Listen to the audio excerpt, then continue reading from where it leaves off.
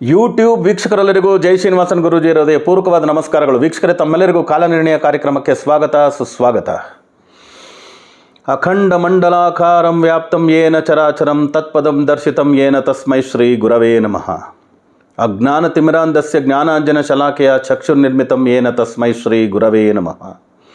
ಗುರು ಬ್ರಹ್ಮ ಗುರು ವಿಷ್ಣು ಗುರುರ್ದೇವೋ ಮಹೇಶ್ವರಃ ಗುರು ಸಾಕ್ಷಾತ್ ಪರಬ್ರಹ್ಮ ತಸ್ಮೈ ಶ್ರೀ ಗುರವೇ ನಮಃ.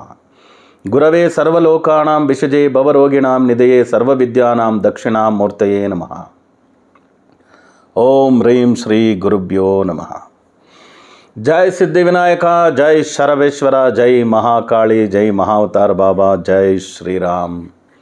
ಜೈ ಜವಾನ್, ಜೈ ಕಿಸಾನ್, ಜೈ ಹಿಂದ್, ಜೈ ಭಾರತ್, ವಂದೇ ಮಾತರಂ.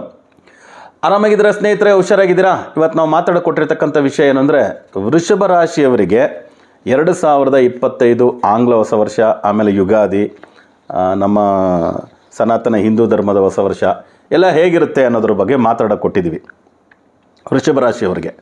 ಈ ಕೂಡಲೇ ತಾವೆಲ್ಲ ಜೈ ಶ್ರೀನಿವಾಸನ್ ಟಿವಿ ಯೂಟ್ಯೂಬ್ ಚಾನಲ್ನ ಸಬ್ಸ್ಕ್ರೈಬ್ ಮಾಡಿ, ನಮ್ಮ ಎಲ್ಲ ವಿಡಿಯೋಗಳನ್ನೂ ಲೈಕ್ ಮಾಡಿ, ಎಲ್ಲ ವಿಡಿಯೋಗಳಿಗೂ ತಮ್ಮದೇ ಆದಂಥ ಕಮೆಂಟ್ ಮಾಡಿ ಅಂತ ಹೇಳ್ತಾ ವಿಡಿಯೋ ಒಳಗೆ ಹೋಗೋಣವಾ, ಬನ್ನಿ.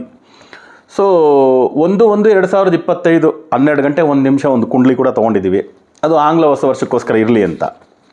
ಅದರ ನಂತರ ತುಂಬ ಎಲ್ಲ ವಿಡಿಯೋಗಳಲ್ಲೂ ನಾನು ಮಾತಾಡ್ದಂಗೆ ಪ್ರಬಲವಾದಂಥ 3 ಗ್ರಹಗಳು ವರ್ಷಕ್ಕೊಮ್ಮೆ ಬದಲಾಗ್ತಕ್ಕಂಥ ಗುರು ವೃಷಭ ರಾಶಿಯಿಂದ ಮಿಥುನ ರಾಶಿಗೆ ಹೋಗ್ತಾರೆ. ವರ್ಷಕ್ಕೊಂದು ಸತಿ ಬದಲಾಗೋ ರಾಹು ಕೇತು, ಮೀನರಾಶಿಯಿಂದ ಮಕರಕ್ಕೆ ರಾಹು, ಕನ್ಯಾ ರಾಶಿಯಿಂದ ಕೇತು ಸಿಂಹಕ್ಕೆ ಹೋಗ್ತಿದೆ. ಅದೇ ರೀತಿ ಕುಂಭದಲ್ಲಿ ಸಂಚಾರ ಮಾಡ್ತಿರ್ತಕ್ಕಂಥ ಶನಿ ಗ್ರಹ ಮೀನರಾಶಿಗೆ ಹೋಗ್ತಾ ಇದೆ. ಸೊ ಇವೆಲ್ಲ 3 ಗ್ರಹಗಳ ಬದಲಾವಣೆ ಇದೆಯಲ್ಲ, ಇದು ಅತ್ಯುತ್ತಮ ಬದಲಾವಣೆ. ಅದೇ ರೀತಿ ಕೆಲವು ವಿಷಯದಲ್ಲಿ ಮಾತ್ರ ತೊಂದರೆಗಳನ್ನೂ ಕೊಡ್ಬೋದು. ಅದು ದೇಶದ ವಿಶ್ವದ ವಿಷಯಕ್ಕೆ ಮಾತಾಡಿದಾಗ, ಇಂಡಿವಿಜುವಲ್ ಆಗಿ ನೋಡಿದಾಗ ವೃಷಭ ರಾಶಿಯವ್ರಿಗೆ ಹೇಗಿರುತ್ತೆ ಅಂದರೆ, ವೃಷಭ ರಾಶಿಯವರಿಗೆ ಒಂದು 90% ಇವ್ರಿಗೂ ಕೂಡ ತುಂಬ ಚೆನ್ನಾಗಿದೆ ಈ 2025. ಯಾವುದ್ರ ಮೇಲೆ ಹೇಳ್ತಿದ್ದೀವಿ? 11ನೇ ಮನೇಲಿ ರಾಹು ಇತ್ತು ಇವಾಗವರೆಗೂ. In the month of April ಈ ಸುಮಾರಿಗೆ, ಓಕೆ, 2025ಕ್ಕೆ ರಾಹು 11ನೇ ಮನೆಯಿಂದ 10ನೇ ಮನೆಗೆ ಬರ್ತಾನೆ. ಆಮೇಲೆ 5ನೇ ಮನೆಯಲ್ಲಿದ್ದಂಥ ಕೇತು 4ನೇ ಮನೆ ಸಿಂಹರಾಶಿಗೆ ಬರುತ್ತೆ. ಸೊ 10ನೇ ಮನೆಗೆ ರಾಹು, 10ನೇ ಮನೆಗೆ ರಾಹು ಅಂದರೆ ಕೆಲಸದ ಜಾಗದಲ್ಲಿ ರಾಹು. 4ನೇ ಮನೆ ಸುಖಸ್ಥಾನ ಅಂತೀವಿ, ಎಜುಕೇಷನ್ ಅಂತೀವಿ, ಇಲ್ಲಿ ಕೇತು. ಇದ್ರದ್ದು ಒಂದು ಪ್ಲಸ್ ಪಾಯಿಂಟೇ. 11ನೇ ಮನೆಗೆ ಶನಿ ಬರ್ತಿದಾರಲ್ಲ ಮೇ ತಿಂಗಳಿಗೆ, ಆಲ್ಮೋಸ್ಟು ಏಕದಶ ಸ್ಥಾನಕ್ಕೆ 11ನೇ ಮನೆಗೆ ಶನಿ ಮೀನರಾಶಿಗೆ ಬರ್ತಿರೋದು ಬಂದು ವಿಪರೀತ ರಾಜಯೋಗವನ್ನು ಕೊಡುತ್ತೆ. ಸೊ ಕೆಲಸ ಕಾರ್ಯದಲ್ಲಿ ಏನೇನು ಇಂಪ್ರೂವ್ಮೆಂಟ್ಸ್ ಬಯಸ್ತಿದ್ರೋ ಅದೆಲ್ಲ ಸಿಗುತ್ತೆ ಇವ್ರಿಗೆ. ಆಮೇಲೆ ಗುರು ಬಂದು 2ನೇ ಮನೆಗೆ ಹೋಗ್ತಾನೆ. ಇವಾಗ ರಾಶಿಯಲ್ಲಿದ್ದ ವೃಷಭ ರಾಶಿಯಲ್ಲಿದ್ದಂಥ ಗುರು 2ನೇ ಮನೆಗೆ ಬರ್ತಾನೆ, ವಾಕ್ಸ್ಥಾನಕ್ಕೆ, ಧನಸ್ಥಾನಕ್ಕೆ ಬರ್ತಾನೆ. ಆಗ ದುಡ್ಡು ಕಾಸಿಗೂ ಏನೂ ಮೋಸ ಇಲ್ಲ. ಸೊ ಆಲ್ಮೋಸ್ಟ್ ವೃಷಭ ರಾಶಿಯವರಿಗೆ 90% ಚೆನ್ನಾಗಿದೆ. ಯಾವುದ್ರ ಬೇಸ್ ಮೇಲೆ? ಸೊ ವೃಷಭ ರಾಶಿಗೆ 2ನೇ ಮನೆಗೆ ಗುರು ಬರ್ತಾನೆ ಅಂತ ಇಟ್ಕೊಳ್ಳಿ, in the month of March ಏಪ್ರಿಲ್ಗೆ, ಓಕೆ. ಸೊ ಅವಾಗ 2ನೇ ಮನೆಗೆ ಗುರು ಅಂದರೆ ಅದು ಮಿಥುನ ರಾಶಿ ಆಯಿತು, ವಾಕ್ಸ್ಥಾನ ಆಯಿತು, ಧನಸ್ಥಾನ ಆಯಿತು.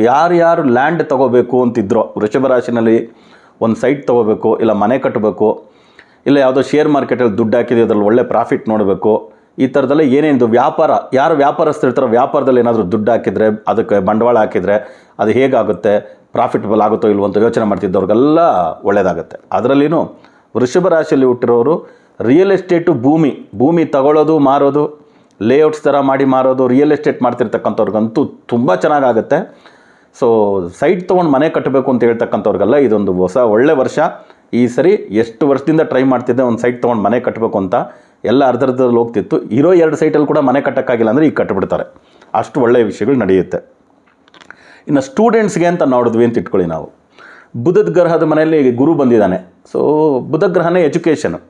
ಇಲ್ಲಿ ವೃಷಭ ರಾಶಿಗೆ 4ನೇ ಮನೆಯಲ್ಲಿ ಸಿಂಹ ರಾಶಿಯಲ್ಲಿ ಕೇತು. ಸೊ ಆಗೇನಾಗುತ್ತೆ, ಸುಖಸ್ಥಾನ, ಆಮೇಲೆ ಎಜುಕೇಷನ್ ಅಂತ ಹೇಳ್ಬೋದಕ್ಕೆ.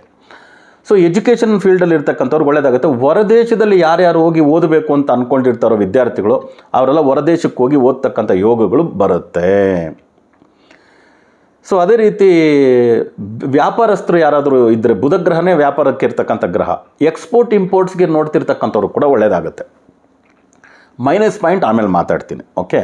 ಸೊ ಬುಧ ಗ್ರಹದ ವಿಷಯದಲ್ಲೇ ಇಷ್ಟು ಚೆನ್ನಾಗಾಯ್ತು. ಆಮೇಲೆ ಎಜುಕೇಷನಲ್ ಇನ್ಸ್ಟಿಟ್ಯೂಷನ್ ಯಾರು ನಡೆಸ್ತಿರ್ತಾರೋ, ಬುಧಗ್ರಹನೇ ಎಜುಕೇಷನ್ಗೆ ಇರ್ತಕ್ಕಂಥ ಗ್ರಹ, ಎಜುಕೇಷನಲ್ ಇನ್ಸ್ಟಿಟ್ಯೂಷನ್ಗೂ ಬುಧಗ್ರಹನೇ. ಅದರಿಂದ ಎಜುಕೇಷನಲ್ ಇನ್ಸ್ಟಿಟ್ಯೂಷನ್ ನಡೆಸ್ತಿರ್ತಕ್ಕಂಥವ್ರಿಗೆ ಒಳ್ಳೆಯದಾಗತ್ತೆ. ವೃಷಭ ರಾಶಿಯವ್ರಿಗೆ ಒಳ್ಳೆ ಹೆಸರು ಮಾಡ್ತಾರೆ, ಒಳ್ಳೆ ರಿಸಲ್ಟ್ಸ್ ಅವ್ರ ಕಾಲೇಜಿಗೆ ಸ್ಕೂಲ್ಗಳಿಗೆಲ್ಲ ಬರಬಹುದು. ಸ್ಕೂಲ್ ನಡೆಸ್ತಿರೋರಿಗೆ, ಕಾಲೇಜ್ ನಡೆಸ್ತಿರೋರಿಗೆ, ವ್ಯಾಪಾರ ಕ್ಷೇತ್ರದಲ್ಲಿರ್ತಕ್ಕಂಥ ಎಲ್ಲರಿಗೂ ಒಳ್ಳೆಯದಾಗುತ್ತೆ. ಅದ್ರಲ್ಲಿ ಪರ್ಟಿಕ್ಯುಲರ್ಲಿ ಭೂಮಿ ಸಂಬಂಧವಾದಂಥ ವಿಷಯದಲ್ಲಿ ಇರ್ತಕ್ಕಂಥವ್ರಿಗೆ ಇನ್ನೂ ಹೆಚ್ಚು ಒಳ್ಳೆಯದಾಗೋ ಚಾನ್ಸಸ್ ಉಂಟು. ಎಕ್ಸ್ಪೋರ್ಟ್ಸ್ ಇಂಪೋರ್ಟ್ಸಲ್ಲಿ ಒಳ್ಳೆ ಲಾಭ ಉಂಟು. ಯಾಕಂದರೆ 11ನೇ ಮನೇಲಿ ಶನಿ ಬರ್ತಾ ಇದ್ದಾರೆ ಮೀನರಾಶಿಗೆ, ಕುಂಭರಾಶಿಯಿಂದ ಮೀನರಾಶಿಗೆ ಶನಿಗೆ ಬರ್ತಾ ಇದ್ದಾರೆ. ಆಗ 11ನೇ ಮನೆಯಲ್ಲಿ ಶನಿ ಅಂದರೆ ಮಾಡ್ತಕ್ಕಂಥ ಎಲ್ಲ ಕೆಲಸ ಕಾರ್ಯದಲ್ಲಿ ಲಾಭ. ನೀರಿನ ಮನೆಯಲ್ಲಿ ಶನಿ ಬಂದಿರೋದ್ರಿಂದ ಇವರು ಎಕ್ಸ್ಪೋರ್ಟ್ ಇಂಪೋರ್ಟ್ಸ್ ಏನೇನಿರುತ್ತೋ ಅದು ಎಲ್ಲದೂ ಆಗುತ್ತೆ. ಅದು ಸೀ ಫುಡ್ಡಿಂದ ಹಿಡಿದು ಓಕೆ, ಆಮೇಲೆ ಪೆಟ್ರೋಲಿಯಮ್ಮು, ಈ ಥರ ಎಲ್ಲ ಫ್ಯೂಯಲ್ಸಿಂದ ಹಿಡಿದು ಎಲ್ಲದಕ್ಕೂ ಒಳ್ಳೆಯದಾಗುತ್ತೆ. ಬಂಗಾರದ ಬಿಸ್ನೆಸ್ ಮಾಡ್ತಿರ್ತಕ್ಕಂಥವ್ರಿಗೆ ಒಳ್ಳೆಯದಾಗುತ್ತೆ. ಆರ್ಟಿಸ್ಟ್ಗಳು ಕೂಡ ಒಳ್ಳೆಯದಾಗುತ್ತೆ. ಆರ್ಟಿಸ್ಟ್ಗಳು ಯಾರ್ಯಾರಿದ್ದಾರೋ ಅವರೆಲ್ಲ ಎಲ್ಲ ರೀತಿ ಟೆಕ್ನಿಷಿಯನ್, ನಟನೆ, ನಾಟ್ಯ, ನೃತ್ಯ, ಕ್ಯಾಮ್ರಾ ಎಲ್ಲ. ಯಾಕಂದರೆ ವೃಷಭ ರಾಶಿ ಶುಕ್ರನ ಮನೆ ಅಲ್ವಾ, ಒಂದು 64 ಕಲೆಗಳಿಗೂ ಅಧಿಪತಿ. ಅದರಿಂದ ವೃಷಭ ರಾಶಿಯಲ್ಲಿ ಹುಟ್ಟಿರ್ತಕ್ಕಂಥವ್ರಿಗೆ ಅವಾರ್ಡ್ಸು, ರಿವಾರ್ಡ್ಸು ಸರ್ಕಾರದ ವತಿಯಿಂದ ಕೂಡ ಬರ್ಬೋದು. ಇವಾಗ ಯಾವುದೋ ಒಂದು ಸಿನಿಮಾ ಚೆನ್ನಾಗಿ ಹಿಟ್ಟಾಯಿತು, ಅದಕ್ಕೊಂದು ಅವಾರ್ಡ್ ಕೊಡ್ತಾರಲ್ಲ, ಆ ಥರ ಅವಾರ್ಡು ರಿವಾರ್ಡ್ಸ್ ಎಲ್ಲ ಕಲೆಗಾರರಿಗೆ, ಆರ್ಟಿಸ್ಟ್ಗಳಿಗೆ, ಈ ವೃಷಭ ರಾಶಿಯಲ್ಲಿ ಹುಟ್ಟಿರ್ತಕ್ಕಂಥವ್ರಿಗೆ ಹೆಚ್ಚು ಬರ್ತಕ್ಕಂಥ ಸಾಧ್ಯತೆ ಇದೆ. ಆಮೇಲೆ ಅಣ್ಣ ತಮ್ಮ, ಅಕ್ಕ ತಂಗಿ ಇವರ ರಿಲೇಷನ್ಶಿಪ್ ಅಂತ ನೋಡಿದಾಗ, ಗಂಡ ಹೆಂಡತಿ ಈ ಥರ ರಿಲೇಷನ್ಶಿಪ್ ನೋಡಿದಾಗ ಚೆನ್ನಾಗಿರುತ್ತೆ. ಏನೇ ಪ್ಯಾಚಪ್ ಆಗ್ತಕ್ಕಂಥ ಚಾನ್ಸಸ್. ಗಂಡ ಹೆಂಡತಿ ಏನಾದ್ರು ಜಗಳ, ಏನಾದ್ರು ಸ್ವಲ್ಪ ಡಿಫ್ರೆನ್ಸ್ ಆಫ್ ಒಪಿನಿಯನ್ ಇತ್ತು, ಅಣ್ಣ ತಮ್ಮಂದರ ನಡುವೆ ಜಗಳಗಳಿದ್ದರೆ ಮಾತ್ರ ಸ್ವಲ್ಪ ಇವರು ನೋಡ್ಕೋಬೇಕು. ಅಣ್ಣ ತಮ್ಮಂದರ ಜಗಳಗಳು, ಅಕ್ಕ ತಂಗಿಯರ ಜಗಳಗಳು ನಡೆಯುತ್ತೆ, ಸರಿ ಹೋಗುತ್ತೆ. ಅಣ್ಣ ತಮ್ಮಂದರ ನಡುವೆ ಜಗಳ ಇತ್ತಂದರೆ ಸ್ವಲ್ಪ ತೊಂದರೆಗಳಿಗೆ ಒಳಗಾಗ್ಬೋದು. ಅದರಿಂದ ಅದನ್ನು ನೀವೇ ಸರಿಸಿಸ್ಕೋಬೇಕಷ್ಟೆ. ತಾಯಿಯ ಆರೋಗ್ಯ, ತಂದೆಯ ಆರೋಗ್ಯ, ಏಜ್ಡ್ ಪೀಪಲ್ ಇರ್ತಾರಲ್ಲ, ಸೀನಿಯರ್ ಸಿಟಿಸನ್, ಅವರಿಂದ ಸ್ವಲ್ಪ ಏನಾದರೂ ನಿಮಗೆ ಅವರಲ್ಲಿ ಸ್ವಲ್ಪ ಡಿಫ್ರೆನ್ಸ್ ಆಫ್ ಒಪಿನಿಯನ್ ಆಗ್ಬೋದು, ಅವರ ಆರೋಗ್ಯದಲ್ಲಿ ಏರುಪೇರು ಆಗ್ಬೋದು. ಎಸ್ಪೆಷಲಿ ತಾಯಿಯ ಆರೋಗ್ಯ, ತಂದೆಯ ಆರೋಗ್ಯದಲ್ಲಿ ಕೂಡ ಸ್ವಲ್ಪ ಏರುಪೇರು ಆಗೋದಕ್ಕೂ ಚಾನ್ಸಸ್ ಉಂಟು. ಓಕೆ, ಸೊ ಅದರಿಂದ ಅಣ್ಣ ತಮ್ಮ, ಅಕ್ಕ ತಂಗಿ ಸುಧಾರಿಸುತ್ತೆ, ನೋ ಪ್ರಾಬ್ಲಮ್. ಅಣ್ಣ ತಮ್ಮ, ತಂದೆ ತಾಯಿ ಇವರುಗಳ ನಡುವೆ ವೃಷಭ ರಾಶಿಯಲ್ಲಿ ಹುಟ್ಟಿರೋರಿಗೆ ಏನಾದರೂ ಸ್ವಲ್ಪ ಭಿನ್ನಾಭಿಪ್ರಾಯಗಳು ಬರ್ಬೋದು. ಅವರ ಆರೋಗ್ಯದಲ್ಲಿ ಏರುಪೇರಾಗಿ ನಿಮಗೆ ಕೆಲವು ರೀತಿ ತೊಂದರೆಗಳಾಗ್ತಕ್ಕಂಥದ್ದು ಇತ್ತು. ಇದೊಂದು ಮೈನಸ್ ಪಾಯಿಂಟ್ ಅಂತ ಇಟ್ಕೊಳ್ಳಿ. ಅದಕ್ಕೆ ಸಿಮ್ಟಮ್ಸ್ ಗೊತ್ತಲ್ವಾ, ಏನಾದ್ರು ಸಿಮ್ಟಮ್ಸ್ ಆ ಥರ ಕಂಡು ಬಂತಂದರೆ ಪ್ಯಾಚಪ್ ಆಗೋದಕ್ಕೆ ಪ್ರಯತ್ನ ಪಡಿ. ತಂದೆ ತಾಯಿ ಜೊತೆ ಜಗಳ ಆಡಿಕೊಂಡು ಅಣ್ಣ ತಮ್ಮಂದ್ರ ಜೊತೆ ಡಿಫ್ರೆನ್ಸ್ ಆಫ್ ಒಪಿನಿಯನ್ ಇಟ್ಕೊಳ್ಳೋದು ಏನಕ್ಕೆ, ಪ್ಯಾಚಪ್ ಆಗೋದು ಉತ್ತಮ. ಮತ್ತು ಅವರ ಆರೋಗ್ಯದಲ್ಲೆಲ್ಲ ಸ್ವಲ್ಪ ಹುಷಾರಾಗಿ ನೋಡ್ಕೊಳ್ಳೋದು ಉತ್ತಮ. ವ್ಯಾಪಾರದಲ್ಲಿರೋರಿಗೆ ಒಳ್ಳೆಯದೊಂದೇ. ಆಮೇಲೆ ಕೆಲಸ ಕಾರ್ಯದಲ್ಲಿ ಪ್ರೈವೇಟ್ ಸೆಕ್ಟರ್ವರೆಗೂ ಕೂಡ ಒಳ್ಳೆಯದಾಗುತ್ತೆ. ಪ್ರೈವೇಟ್ ಸೆಕ್ಟ್ರಲ್ಲಿ ಕೆಲಸ ಮಾಡ್ತಿರ್ತಕ್ಕಂಥವ್ರಿಗೂ ಒಳ್ಳೆಯದಾಗುತ್ತೆ. ಸರ್ಕಾರದಲ್ಲಿ ಕೆಲಸ ಮಾಡ್ತಿರ್ತಕ್ಕಂಥ ವೃಷಭ ರಾಶಿಯವರಿಗೆ ಸ್ವಲ್ಪ ಹಿನ್ನಡೆ ಆಗ್ಬೋದು ಏನಾದರೂ. ಯಾಕಂದರೆ ಸಿಂಹರಾಶಿಯಲ್ಲಿ ಕೇತು, ಸಿಂಹರಾಶಿ ಅನ್ನೋದೇ ಸೂರ್ಯನ ಒಂದು ಮನೆ, ಅಲ್ಲಿ ಕೇತು ಬಂದಿದೆ. ವೃಷಭ ರಾಶಿಗೆ ಅದು 4ನೇ ಸ್ಥಾನ. ಓಕೆ, 4ನೇ ಸ್ಥಾನ ಅನ್ನೋದು ಸುಖ ಸ್ಥಾನ ಅಂತೀವಿ. ಸೊ ನೀವು ಮಾಡ್ತಿರ್ತಕ್ಕಂಥ ಸರ್ಕಾರದಲ್ಲಿ ಕೆಲಸ ಮಾಡ್ತಿರ್ತಕ್ಕಂಥ ವೃಷಭ ರಾಶಿಯವ್ರಿಗೆ ಕೆಲವು ತೊಂದರೆಗಳಾಗ್ಬೋದು. ಸರ್ಕಾರದಿಂದ ನೋಟಿಸ್ಗಳಾಗ್ಬೋದು, ಇಲ್ಲ ನಿಮ್ಮ ಕೆಲಸಕ್ಕೆ ಯಾವುದಾದ್ರೂ ಒಂದು ಸಸ್ಪೆನ್ಷನ್, ಆ ಥರ ನಿಮ್ಮ ಮೇಲೆ ಒಂದು ಎನ್ಕ್ವೈರಿ, ಸಣ್ಣ ಎನ್ಕ್ವೈರಿ ನೋಟಿಸಿಂದ ಹಿಡಿದು ಸಸ್ಪೆನ್ಷನ್ಸ್ವರೆಗೂ ಚಾನ್ಸಸ್ಸು ವೃಷಭ ರಾಶಿಯಲ್ಲಿ ಹುಟ್ಟಿರ್ತಕ್ಕಂಥ ಸರ್ಕಾರದಲ್ಲಿ ಕೆಲಸ ಮಾಡ್ತಿರ್ತಕ್ಕಂಥವ್ರಿಗೆ ಇರೋ ಚಾನ್ಸಸ್ಸು ಜಾಸ್ತಿ. ಆದ್ದರಿಂದ ಸರ್ಕಾರದಲ್ಲಿ ಕೆಲಸ ಮಾಡ್ತಿರ್ತಕ್ಕಂಥ ಅಧಿಕಾರಿಗಳು ಸ್ವಲ್ಪ ಹುಷಾರಾಗಿ ನೋಡ್ಕೊಳ್ತಕ್ಕಂಥ ಒಂದು ಡಬಲ್ ಚೆಕಪ್ ಮಾಡ್ಕೊಳ್ಳಿ. ಯಾವುದಾದ್ರೂ ಒಂದು ಕೆಲಸ ಕಾರ್ಯಗಳು ಮಾಡ್ತೀವಿ, ಸ್ವಲ್ಪ ಏನಾದರೂ ರೂಲ್ಸ್ ಆ್ಯಂಡ್ ರೆಗ್ಯುಲೇಷನ್ ಏನಾದರೂ ಹತ್ತು ಕಡೆ ಹೋಗುತ್ತೆ ಅಂತ ನೋಡ್ಕೊಳ್ಳೋದು ಉತ್ತಮ. ಪ್ರೈವೇಟ್ ಸೆಕ್ಟ್ರಲ್ಲಿ ಕೆಲಸ ಮಾಡೋರಿಗೆ ಚೆನ್ನಾಗಿದೆ ಅಂದೆ, ವ್ಯಾಪಾರಸ್ಥರಿಗಂತೂ ತುಂಬ ಚೆನ್ನಾಗಿರುತ್ತೆ ಅಂದೆ. ಶೇರ್ ಆ್ಯಂಡ್ ಸ್ಟಾಕ್ ಮಾರ್ಕೆಟಲ್ಲೂ ಚೆನ್ನಾಗಿರ್ತಾರೆ ಅಂತ ಹೇಳಿದ್ವಿ. ಸೊ ಆಲ್ಮೋಸ್ಟು ಹೋಟೆಲ್ ಬಿಸ್ನೆಸ್ ಮಾಡ್ತಿರ್ತಕ್ಕಂಥವ್ರು, ಹೋಟೆಲಿಯರ್ಸ್ಗೂ ಕೂಡ ಚೆನ್ನಾಗಿದೆ ಅಂದೆ. ಹೊರದೇಶದಲ್ಲಿ ಕೆಲಸ ಮಾಡ್ತಿರ್ತಕ್ಕಂಥವ್ರಿಗೂ ಚೆನ್ನಾಗಿದೆ ಅಂತ ಹೇಳಿದ್ದೀನಿ. ಸೊ ಆಲ್ಮೋಸ್ಟ್ ಎಲ್ಲ ಸೆಕ್ಟ್ರನ್ನು ಕವರ್ ಮಾಡಿದ್ವಾ, ಇನ್ನು ಯಾವ ಸೆಕ್ಟರ್ ಹೋದ್ರೆ ಬಿಟ್ಟಿದ್ದೀವ ಅಂತ ನೋಡ್ತಾ ಇದ್ದೆ. Okay, so almost good. So health ವಿಷಯದಲ್ಲಿ ವೃಷಭ ರಾಶಿಯವರಿಗೆ ಏನೇನು ತೊಂದರೆಗಳು, ಹೆಲ್ತ್ ವಿಷಯದಲ್ಲಿ ಸ್ವಲ್ಪ ತೊಂದರೆಗಳು ಆಗಬಹುದು. ಯಾಕಂದರೆ ವೃಷಭ ರಾಶಿಯಲ್ಲಿ ಹುಟ್ಟಿರ್ತಕ್ಕಂಥವ್ರು ಕಾಮನಾಗೆ ದಪ್ಪ ಇರೋ chances. Okay, obesity is the silent killer ಅಂತಾರೆ. ಅದರಿಂದ ಹಾರ್ಟ್ ರಿಲೇಟೆಡ್ ಪ್ರಾಬ್ಲಮ್ಸು, ಆಮೇಲೆ ಹೆಡ್ ರೀಜನು ಆಲ್ಮೋಸ್ಟ್ ಇನ್ಫೆಕ್ಷನ್ಸು ಇವೆಲ್ಲ ಬರ್ಬೋದು. ಲಂಗ್ಸು ಕೂಡ ತೊಗೋಬೋದು, heart, lungs. Okay, head region ಅಂದರೆ ENT, ಕಣ್ಣು, ಮೂಗು, ಕಿವಿ, ಈ ಎಲ್ಲ ವಿಷಯಗಳಲ್ಲಿ ಕೂಡ ಸ್ವಲ್ಪ ತೊಂದರೆಗಳಿರುತ್ತೆ. ನರಗಳ ಸಂಬಂಧದ ಏನಾದರೂ ತೊಂದರೆಗಳಿತ್ತಂದರೆ ಅದು ಸಿಮ್ಟಮ್ಸ್ ಇದ್ದರೆ ಸ್ವಲ್ಪ ತೋರಿಸ್ಕೊಳ್ಳಿ. ಸೊ ಟ್ರಾವೆಲ್ ತುಂಬ ಇರುತ್ತೆ, ಪ್ರಯಾಣಗಳು ಈ ವರ್ಷ ಜಾಸ್ತಿ ಇರುತ್ತೆ, ಪ್ರಯಾಣದಿಂದ ಲಾಭವೂ ಆಗುತ್ತೆ. ಸಣ್ಣ ಸಣ್ಣ ಆಕ್ಸಿಡೆಂಟ್ಗಳಾಗೋ ಚಾನ್ಸಸ್ ಉಂಟು. ಯಾಕಂದರೆ ವರ್ಷದ ಮೊದಲನೇ ದಿನ, ಅದು ಆಂಗ್ಲ ವರ್ಷಕ್ಕೆ ಸಬ್ಮಿಟ್ ಆಗುತ್ತೆ ಅಂತ ತಿಳ್ಕೊಳ್ಳಿ, 1/1/2025 12:01 ಮಂಗಳ ಗ್ರಹ ನೀಚವಾಗಿರೋದ್ರಿಂದ BP, ರಕ್ತದ ಒತ್ತಡದ ವಿಷಯಗಳೇನಿದೆಯೋ, ರಕ್ತದ ಸಂಬಂಧವಾದಂಥ ಕಾಯಿಲೆಗಳೇನಾದರೂ ಇತ್ತು ಅಂದರೆ ಅದು ಉಲ್ಬಣಿಸೋದಕ್ಕೆ ಕಾಮನಾಗಿ ಎಲ್ರಿಗೂ ಚಾನ್ಸಸ್ ಇರುತ್ತೆ. ವರ್ಷದಲ್ಲಿ ಎಲ್ಲ ರಾಶಿಯವರೆಗೂ ಕೂಡ ಈ ವರ್ಷ 2025 9 ಬೇರೆ ಬರುತ್ತೆ ಸಂಖ್ಯೆ. 9 ಅಂದರೆ ಕುಜ ರಕ್ತನ ರೆಪ್ರೆಸೆಂಟ್ ಮಾಡ್ತಕ್ಕಂಥವನು. ಇಲ್ಲಿ ಮಂಗಳ ಗ್ರಹ ಬೇರೆ ನೀಚವಾಗಿರೋದ್ರಿಂದ ಆ ಥರ ತೊಂದರೆಗಳು ಕಾಮನ್ ಆಗಿರುತ್ತೆ. ಇದನ್ನು ನೀವು ನೋಡ್ಕೋಬೇಕು. ಇದರಿಂದ ಈಚೆ ಬರೋದಕ್ಕೆ ಏನಾದರೂ ಉಪಾಯನ ಅಂತಂದರೆ, ಸೊ ನಾರ್ಮಲಿ ವೃಷಭ ರಾಶಿಯಲ್ಲಿ ಹುಟ್ಟಿರ್ತಕ್ಕಂಥವ್ರು ಅವರು ಆರಾಧನೆ ಮಾಡಬೇಕಾಗಿರ್ತಕ್ಕಂಥದ್ದೇ ನಾರಾಯಣನ ಈ ವರ್ಷ ಆರಾಧನೆ ಮಾಡಿದ್ರೆ ತುಂಬ ಒಳ್ಳೆಯದು. ವಿಷ್ಣು ಸಹಸ್ರನಾಮ ಓದ್ಬೋದು. ವಿಷ್ಣು ಸಹಸ್ರನಾಮ ಪಾರಾಯಣ ಮನೇಲಿ ಇಟ್ಕೋಬೋದು. ಮಹಾವಿಷ್ಣುವಿನ ಹೋಮ ಹವನಗಳು ಸುದರ್ಶನ ಹೋಮದಿಂದ ಹಿಡಿದು ನಿಮ್ಮ ಕೈಯಲ್ಲಾದಷ್ಟು ಮಾಡ್ಬೋದು. ಮಹಾವಿಷ್ಣು ಅನ್ನೋದ್ರ ಜೊತೆಗೆ ಲಕ್ಷ್ಮೀನಾರಾಯಣ ಅಂದರೆ ಲಕ್ಷ್ಮೀನಾರಾಯಣನ ದೇವಸ್ಥಾನಗಳಿಗೆ ನಿಮ್ಮ ಅರ್ಚನೆ ಪೂಜೆಗೆ ಎಷ್ಟಾಗುತ್ತೋ ಅಷ್ಟು ಕೊಡಿ.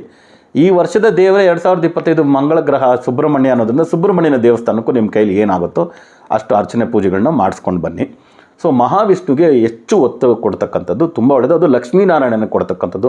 ಲಕ್ಷ್ಮೀನಾರಾಯಣ ಹೃದಯ ಇದೆ, ವಿಷ್ಣು ಸಹಸ್ರನಾಮ ಇದೆ. ಸೊ ಇವೆಲ್ಲ ಪೂಜೆಗಳನ್ನ ನೀವು ಎಷ್ಟಾಗುತ್ತೋ ಅಷ್ಟು ಮಾಡ್ಕೊಳ್ಳೋದು ಉತ್ತಮ. ಅದೇ ರೀತಿ ವೃಷಭ ರಾಶಿಯಲ್ಲಿ ಹುಟ್ಟಿರ್ತಕ್ಕಂಥವರು ಗರುಡನಿಗೆ bird sanctuary, national bird sanctuary Garuda ಪಕ್ಷಿಗೆ ಎಷ್ಟಾಗುತ್ತೋ ಅಷ್ಟು ನೀವು ಡೊನೇಷನ್ ಕೊಡ್ಬೋದು. ಪಕ್ಷಿ ಸಂಕುಲನ ಎಲ್ಲದಕ್ಕೂ ಕೊಡ್ಬೋದು, ತಪ್ಪಿಲ್ಲ. ಅದರಲ್ಲಿ ಗರುಡನಿಗೆ ಎಸ್ಪೆಷಲಿ ಕೊಡ್ತಕ್ಕಂಥದ್ದು ಉತ್ತಮ. ಸೊ ವೃಷಭ ರಾಶಿಯ ಅಧಿಪತಿ ಅಂದ್ರೇ ಶುಕ್ರಗ್ರಹದ ಅಧಿದೇವತೆ ಮಹಾಲಕ್ಷ್ಮಿ. ಸೊ ಯಾರು ಸುಮಂಗಲಿಯರಿರ್ತಾರೋ ನಿಮ್ಮ ಕೈಲಾದಷ್ಟು ಈ ವರ್ಷ ಪೂರ್ತಿ ಶುಕ್ರವಾರ ಮಂಗಳವಾರ ಯಾರನ್ನಾದ್ರೂ ಒಬ್ಬರನ್ನ ಮನೆಗೆ ಕರೆದು ಅವ್ರಿಗೆ ಬೇಕಾಗಿರ್ತಕ್ಕಂಥ ಬಳೆಗಳಂತೆ ಅದೇನು ಮಂಗಳಕರವಾದಂಥ ವಿಷಯಗಳೊಂದು ಸಣ್ಣ ಬ್ಲೌಸ್ ಪೀಸ್ ಅಂತೆ, ಓಕೆ, ಇವೆಲ್ಲವನ್ನು ಅವ್ರಿಗೆ ಕೊಡಿಸಿ ಅವ್ರನ್ನ ಸಂತೃಪ್ತಿ ಮಾಡಿ ಕಳಿಸ್ತಕ್ಕಂಥದ್ದು ತುಂಬ ತುಂಬ ಒಳ್ಳೆಯದಾಗುತ್ತೆ. ನಮ್ಮ ಮನೆ ಹೆಣ್ಣು ಮಕ್ಕಳನ್ನ ಕರೆಯೋದಲ್ಲ, ಬೇರೆ ಮನೆ ಹೆಣ್ಣು ಮಕ್ಕಳನ್ನ ಕರೆದು ಒಂದು ತಿಂಗಳಿಗೆ ಒಂದು ಶುಕ್ರವಾರ ಒಂದು ಮಂಗಳವಾರ ಯಾವ್ದಾದ್ರು ಕರೆದು ಒಂದು ಸಣ್ಣದಾಗಿ ಒಂದು ಬ್ಲೌಸ್ ಪೀಸ್ ಕೊಡಿಸಿ ಅವ್ರನ್ನ ತೃಪ್ತಿಪಡಿಸಿ ಕಳಿಸ್ತಕ್ಕಂಥದ್ದು, ಸುಮಂಗಲಿಯರನ್ನ ಅವ್ರ ಆಶೀರ್ವಾದ ಪಡ್ಕೊಳ್ತಕ್ಕಂಥದ್ದು ತುಂಬ ತುಂಬ ಒಳ್ಳೆಯದು. ಇದೊಂದು ಮಾಡ್ಕೊಂಡಿದ್ರೆ ವೃಷಭ ರಾಶಿಯವರಿಗೆ ನಾನು 90% ಚೆನ್ನಾಗಿದೆ ಅಂದೆ, ಇನ್ನೂ ಒಂದು 10-20% ಚೆನ್ನಾಗಾಗುತ್ತೆ, ಒಳ್ಳೆಯದಾಗತ್ತೆ. ಸೊ ಮತ್ತೆ ಹೊಸ ವಿಡಿಯೋಗಳೊಂದಿಗೆ ತಮ್ಮನ್ನು ಭೇಟಿ ಮಾಡ್ತೀನಿ. ಅಲ್ಲಿವರೆಗೂ ಹುಷಾರಾಗಿರಿ, ಆರಾಮಾಗಿರಿ ಅಂತ ಹೇಳ್ತಾ ತಮ್ಮಿಂದ ಬಿಡುಗಡೆ ತಗೊಳ್ತಿರೋದು ತಮ್ಮೆಲ್ಲರ ಜಯ ಶ್ರೀನಿವಾಸನ್ ಗುರುಜಿ. ಲೋಕ ಸಮಸ್ತ ಸುಖಿನೋ ಭವಂತು, ಸರ್ವೇ ಜನ ಸುಖಿನೋ ಭವಂತು, ವಸುದೈವ ಕುಟುಂಬಕಂ.